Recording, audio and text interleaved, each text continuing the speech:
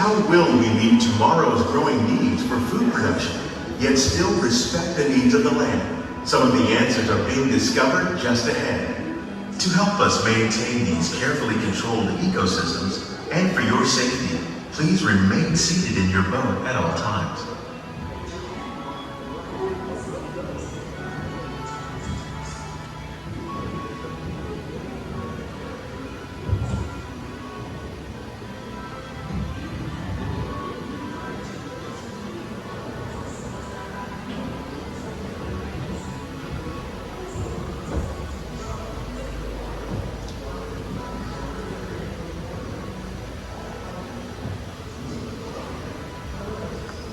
Welcome to our living laboratories, where scientists from Epcot and the U.S. Department of Agriculture are exploring innovative ways to produce bountiful harvests now and into the future.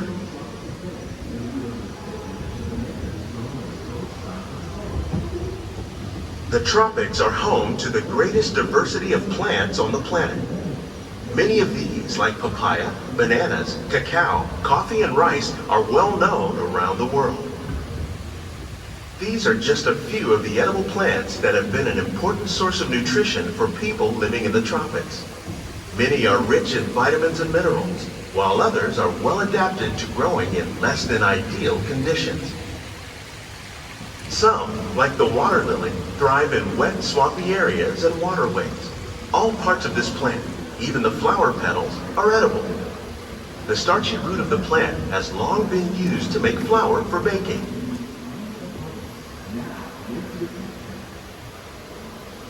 One day, many of these lesser-known tropical plants may be as important as the bananas growing on both sides of the boat. More than 28 million tons of bananas are eaten annually, making it the most popular fruit in the world.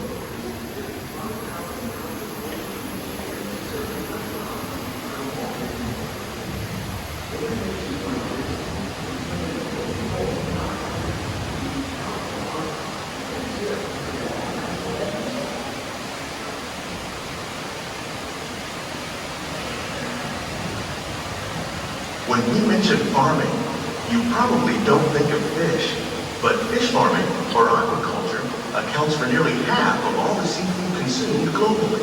Tilapia, bass, and catfish, like the ones you see here, are three of the more popular crops raised by fish farmers. The sustainable system we're using here recycles the water in the tanks. As a result, we're able to save millions of gallons each year. Our small fish farm produces nearly 5,000 pounds of fish each year to serve in restaurants around Walt Disney World. Innovations like this one can play an important role in our efforts to produce bountiful harvests and still protect natural resources.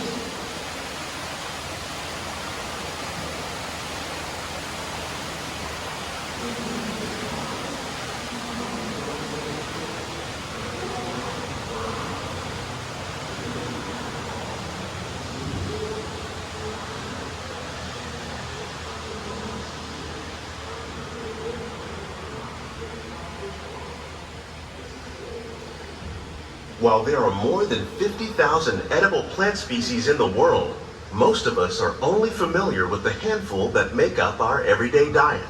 The common grains growing here, wheat, maize, sorghum, and millet, plus rice, account for nearly 2/3 of our global food consumption.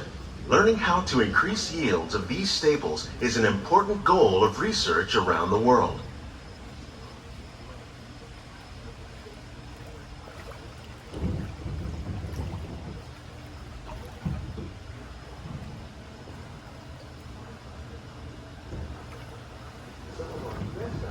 These plants are definitely on their way up.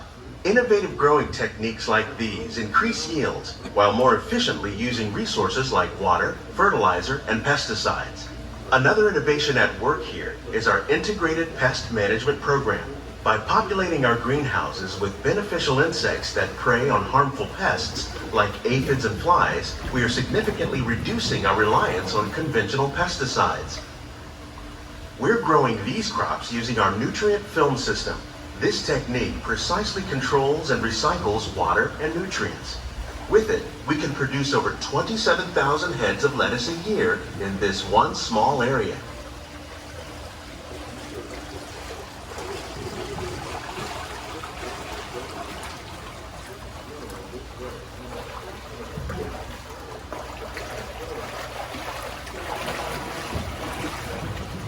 Some of our best ideas have been inspired by nature, like these fruit and vegetable trees. By growing these ground plants vertically, we can increase yields and better control diseases. These crops taste as good as they look. In fact, we serve more than 15 tons of produce from our greenhouses in restaurants here at the land every year.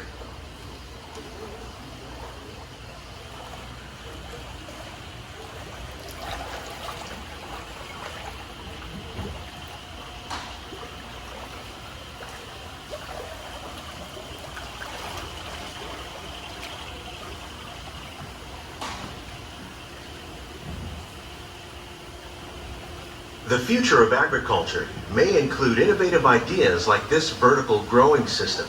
Plants grown in this way use a fraction of the space required by traditional growing methods. That saves water and increases production. The aquaponics system on your left combines hydroponics with aquaculture. The fish provide a natural source of fertilizer for the plants, and the plants help keep the water clean for the fish. It's another great way to produce more while using less. In our lab, Epcot scientists are working with the U.S. Department of Agriculture on a number of innovative projects. The goal of these efforts is to produce higher yielding and better quality plants.